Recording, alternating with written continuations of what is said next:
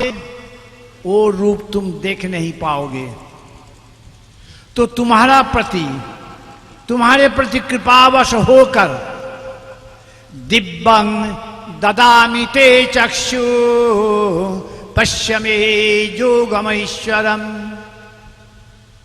ये अर्जुन को भगवान श्री कृष्ण दिव्य चक्षु दिए थे, सबको नहीं, सबको देते थे। तो ये कुरुक्षेत्र मैदान में जहाँ लड़ाई शुरू होने का है, सभी लोग देख पाते थे। 18 अक्षौहिणी सेना देख पाते थे। वहाँ के जितना बड़े बड़े महारथी सब लोग देख पाते थे। भीष्म, द्रोण, कृपाचार्य, अश्वत्थामा आदि जो गुरु लोग है वो भी देख पाते थे, लेकिन कोई नहीं देख पाया। वो सिर्फ अर्जुन ही देखा ये रूप को। और भगवान कृपा परवश होकर व्यासदेव जी ने संजय को दिव्य दृष्टि देकर आए थे। वो देखते हुए वो रूप को वर्णना किए। वो वर्णन करने के पश्चात सुने, मात्र केवल मात्र सुने। कौन? धृतराष्ट्र। तो तुम सुनो ही, क्योंकि धृतराष्ट्र तो तुम भी हो। धृतराष्ट्र शब्द का अर्थ क्या है? धृतंग राष्ट्रंग जेन स धृतराष्ट्र, जो राष्ट्र को धारण करके रखते हैं। राष्ट्र क्या है? ये शरीर। ये शरीर में कोई सेनापति है, कोई मंत्री है, कोई पदसेवक है, कोई अंग सेवक है। ये शरीर रूपी राष्ट्र के जो मालिक है वो है धृतराष्ट्र। तुम्हारा शरीर के मालिक तुम हो, इसीलिए तुम धृतराष्ट्र। लेकिन जो शरीर धारण करके रहते हैं, शरीर के प्रति मोहवश वो अपने आँख को, अपना चक्षु को खोल नहीं पाते हैं। इसीलिए धृतराष्ट्र अंध है। धृतराष्ट्र अंधा हो गया क्योंकि वो देख नहीं पाते हैं कौन सत्य कौन असत्य है, कौन न्याय कौन अन्याय है, कौन ठीक है कौन बेठीक है, ये देख नहीं पाते हैं। तो भगवान कृपा परवश होकर अर्जुन को ये दिव्य चक्षु दिए थे। दिव्यं ददामि ते चक्षु पश्य मे योगमैश्वरम। ये चक्षु तो सबको नहीं मिलता है। जिनको मिलता है कृपा परवश, जिनको ऊपर ये कृपा बरसता है, वो तो भगवान है। वो कोटि में एक या अरबों में एक या खरबों में एक होता है। आज का दिन में बहुत सारा महात्मा लोग हैं, हो सकता है उन लोग देख चुके हैं, नहीं तो उन लोग कैसे इतना सब लोगों को मोहित कर देते हैं। बड़ा सुंदर है। इसीलिए वो रूप को दर्शन करने के लिए थोड़ा स्थिर होने पड़ेगा। जो स्थिर आप कभी नहीं हो पाते हो, मन को स्थिर नहीं करने से, मन यदि है स्थिर विश्व है स्थिर, चंचल होइले मन सभी अधीर। तुम्हारा मन ठीक होने से ये सारा विश्व स्थिर हो जाएगा। और मन चंचल होने से सब चंचलता में, सब संचलता को देख पाओगे। इसीलिए मन को वशीभूत करना बड़ा कठिन, लेकिन कोशिश तो करना ही है। कठिन होने से चलेगा तो नहीं। हर पढ़ुहार जो लोग पढ़ते हैं, स्टूडेंट लोग कहते हैं ये बड़ा कठिन, वो बड़ा कठिन है, लेकिन पढ़ना ही होता है। संगीत शिक्षा जो करते हैं, जो सारे गामा, अगर इस प्रकार बोला जाएगा, ए गौतम बेटा सारे गामा पा धा नी सा, ठीक हुआ? नहीं हुआ। वो बोला सारे, फिर क्या क्या बोलेगा, तब ठीक होगा। जब तक ये सारे गामा ये ठीक से नहीं सध सकेगा, वो आगे बढ़ेगा कैसे? संगीत गाएगा कैसे? चाहे वो लघु संगीत हो, चाहे उच्चांग संगीत हो, लेकिन सारे गामा ये उसको गले में लाना ही होगा। तो पहले तुम साधो। साधने का उपाय क्या है? साधने का क्या क्या उपकरण है? वही उपकरण और वो उपाय के लिए ये गंध, पुष्प, धूप, दीप आदि सब लाया गया है कि अगर किसी भी प्रकार से मन को धूप से ही हो, दीप से ही हो, गंध से ही हो, पुष्प से ही हो, किसी से भी कौन क्षण में मन को हमारा स्थिर हो जाएगा, मैं नहीं जानता हूँ। इसीलिए एक बार राम नाम करने से कोटि कुल का पाप से उद्धार हो जाता है। तो राम राम राम राम राम राम काहे जपने को बोले बोला है? क्योंकि एक बार भी मैं मन से राम नाम जप नहीं पाते हैं।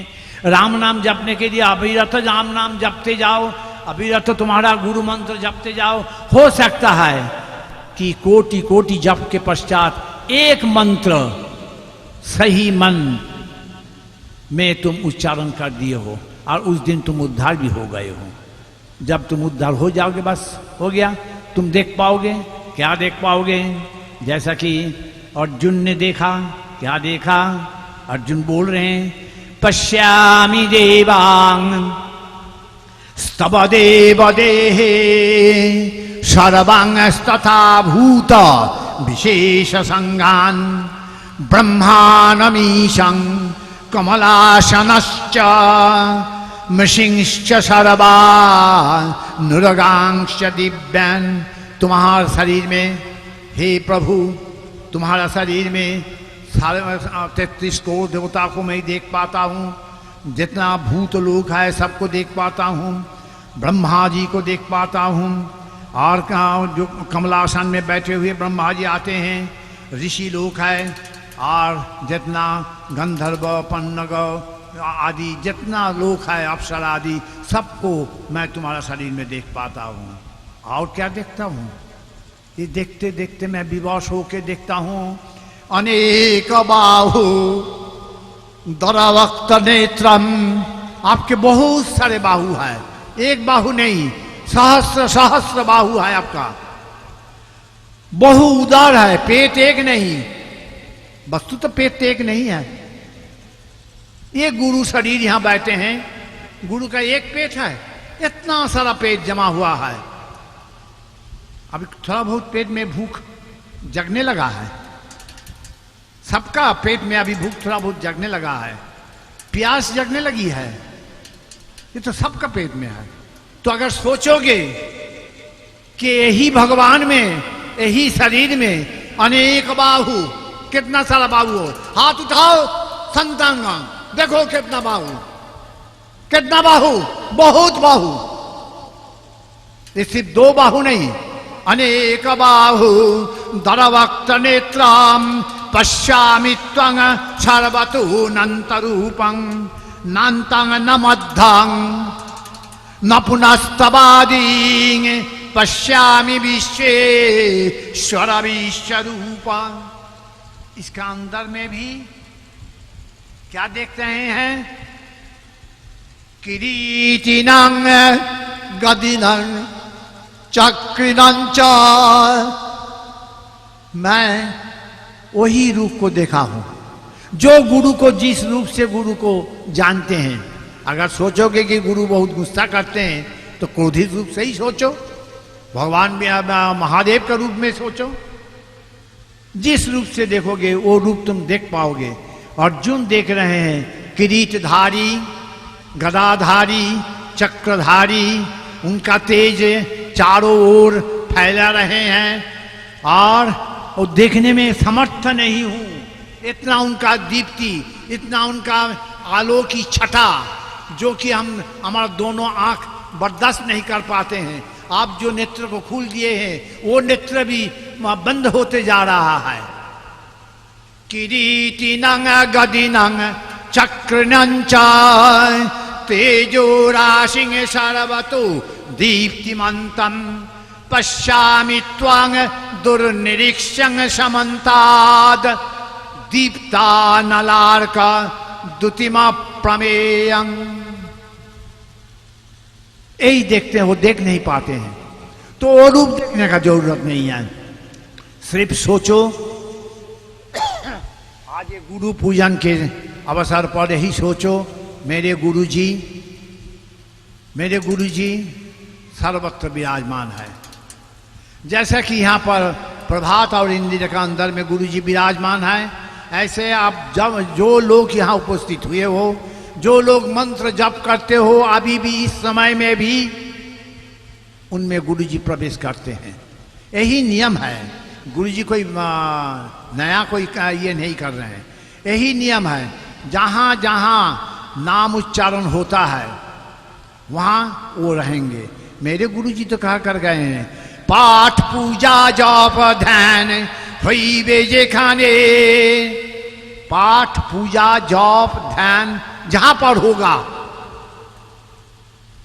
जिस जिस स्थान पर, जिस जिस शरीर में, स्पंदन रूपे ते यामी थाकी बसे खाने। स्पंदन रूप में, ये जो स्पंदन क्या है, धक धक धक धक, इस रूप में मैं पहुंच जाता हूं वहां पर। धक धक तो होता ही है, डॉक्टर लोग कहेंगे कि धक धक तो होता ही है, लेकिन ये धक धक में विशेष धक धक होगा, विशेष आवाज सुनाई पड़ेगी। ये आवाज, ये इतना सुंदर आवाज, ये हार्ट की पैल्पिटेशन नहीं है, ये अंदर की अनुभूति है, इसी का नाम है स्पंदन। स्पंदन रूपे ते यामी थाकी बसे काने। तो वो स्पंदन रूप से ही वो रहते हैं, ये गुरु जी कहा कर गए हैं। इसीलिए आना बढ़त मन में चाहे कोई भी काम करो, हाथे काज मुखे जाप करी ले अभ्यास। हाथे काम करो और मुंह में जपते रहो।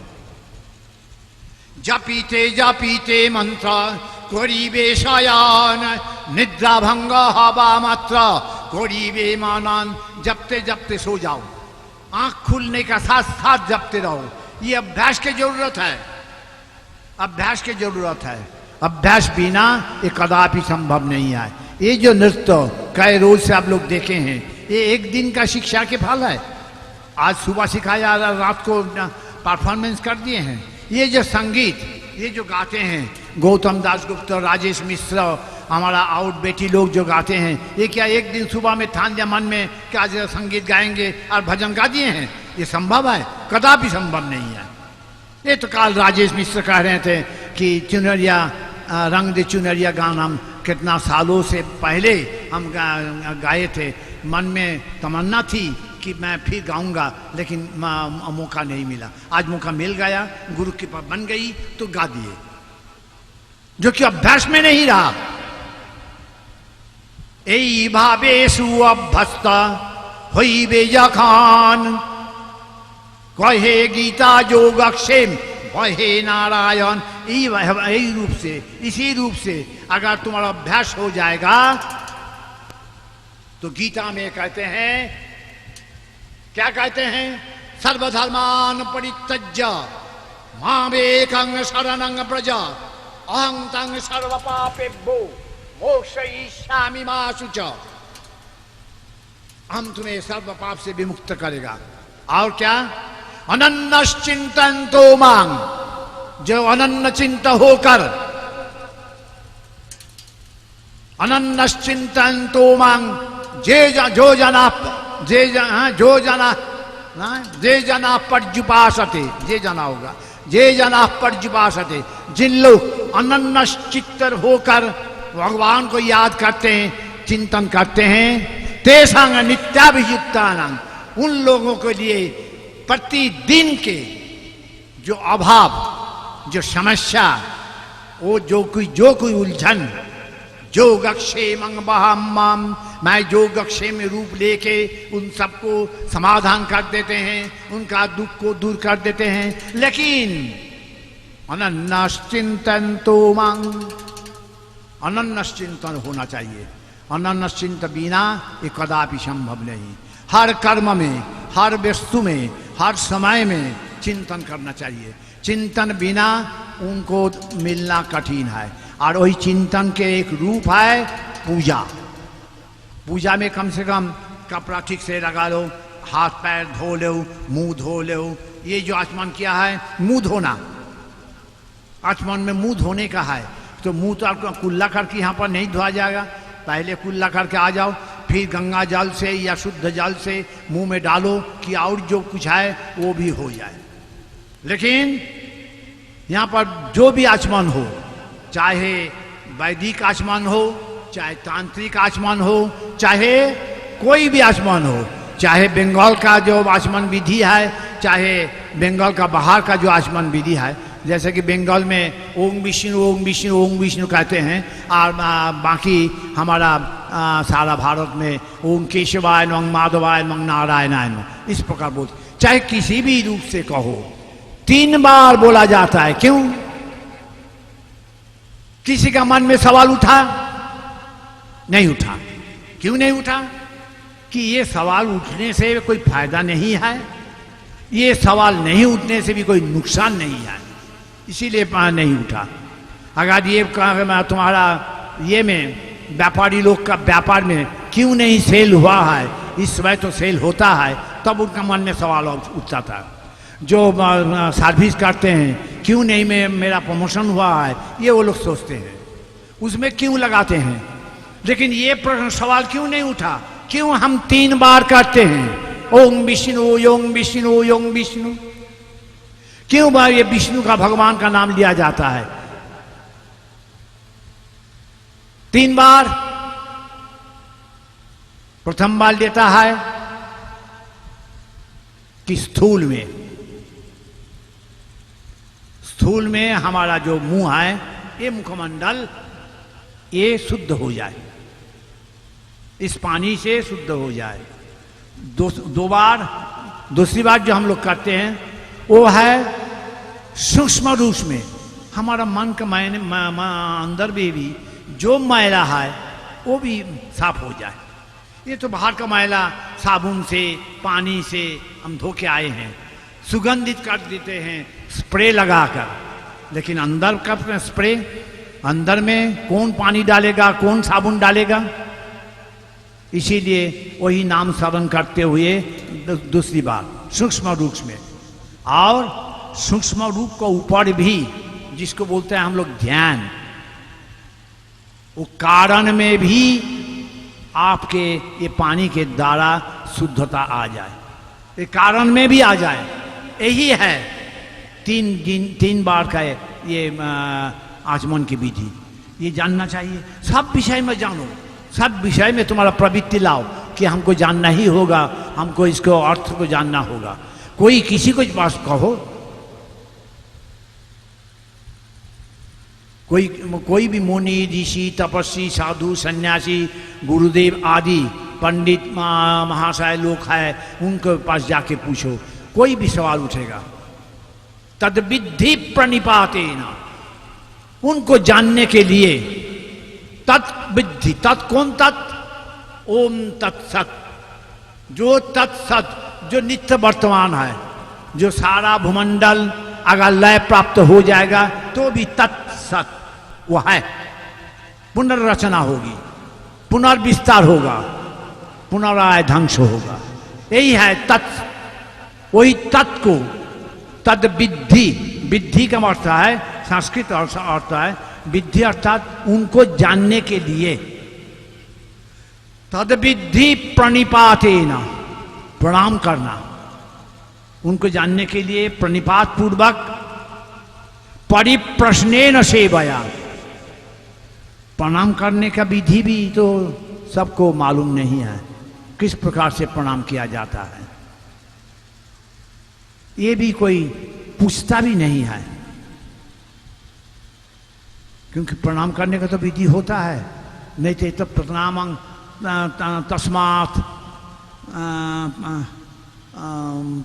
प्रणिधाय कायम, ये जो अर्जुन बार बार प्रणाम किए हैं, विश्व रूप दर्शन करके, प्रणाम का विशेष अर्थ है, विशेष मर्यादा है, प्रणाम में विशेष मूल्यता है, विशेष निष्ठा है। ये प्रणाम की विधि भी आपको जानना चाहिए। तद विधि प्रणिपातेन, कोई मुनि ऋषि के पास जाओ, उनको प्रणिपात करो। परिप्रश्नेन, परिप्रश्नेन मतलब तर्क नहीं, परिमार्जित प्रश्नेन, सुमार्जित करके, असल तुम्हारा जो मकसद जानने का जो उद्देश्य है, वो उद्देश्य को निवेदन करने के लिए वहां जाओ। उपदेक्षन्ति ते सर्वे, ये सब महात्मा लोग, जितना महात्मा हमारा आज का भारत भूमि में विराजमान है, कोई भी महात्मा के पास जाओ, कोई विचार नहीं है कौन तुम्हारा गुरु है, कौन तुम्हारा गुरु नहीं है। तुम्हारा गुरु है, घर में तो तुम्हारा सबसे बड़ा गुरु माँ है, लेकिन फिर भी माँ तो कुछ सिखा दिए हैं, ABCD सिखा दिए हैं, लेकिन माँ ये नहीं सिखाए कि a cat is running after the mouse, वो चूहे के पीछे एक बिल्ली दौड़ रहे हैं, ये तो मां नहीं पढ़ाया। इसके लिए दूसरा शिक्षक के पास जाना है। दूसरा शिक्षक के पास जाने से ये नहीं कि मां के गुरुत्व कम हो जाएगा। इसी प्रकार उपदेक्षन्ति ते सर्वे ते ज्ञानिना सर्वे। ज्ञानिना कौन? ज्ञानिना ज्ञानिना तत्वदर्शिना। जो तत्वदर्शी ज्ञानीगण है वो लोग आपको उपदेश देंगे, जरूर देंगे, अवश्य देंगे। जैसे कि आप लोग 3 दिन संगोष्ठी में आप सुने हैं, तुम्हारे गुरुजी भी सवाल करते थे और वो लोग जवाब देते थे, जो उनकी जानकारी में है, जो उनके उपलब्धि में है, जो उनके समझ में आया है, वही वो बताते थे। चलो फिर शुरू करो। शंख बजाइए।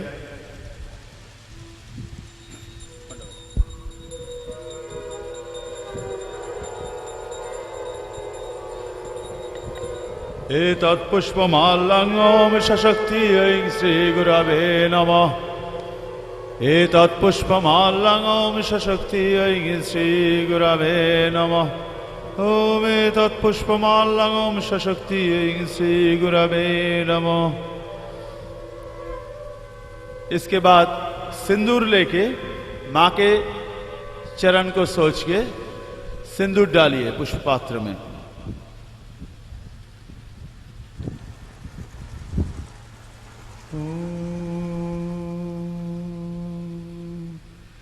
ईदं सिंदूराभरणं ओम सशक्तियै श्रीगुरवे नमः। ईदं सिंदूराभरणं ओम सशक्तियै श्रीगुरवे नमः। श्री श्री गुरुमात्रे नमः। श्री श्री गुरुमात्रे नमः। सर्वमंगलमंगल्ये शिवे सर्वार्थसाधिके शरण्ये त्र्यंबके गौरी नारायणी नमोस्तुते। माँ को प्रणाम कीजिए। उसके आगे